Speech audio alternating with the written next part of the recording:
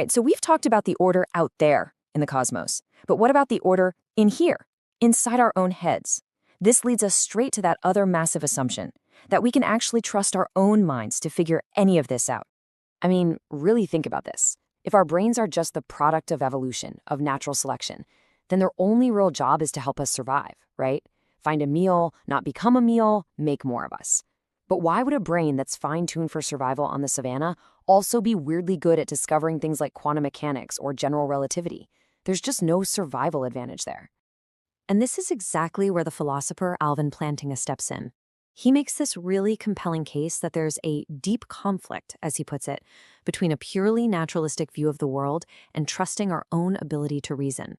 His point is, if our minds are just an accident of unguided evolution, then we actually have a pretty good reason to doubt if they're aimed at truth at all. And this slide just lays it out perfectly. On the one hand, you have the theism. If we were made in the image of a rational creator, it makes total sense that our minds would be built to find truth.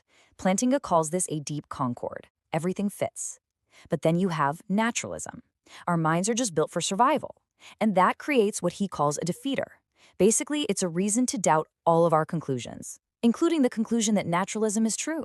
It kind of undermines itself. So when you boil it all down, science seems to be holding on to two huge articles of faith. First, faith that the universe is orderly.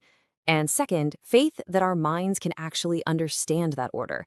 And again, neither of these can be proven by science itself.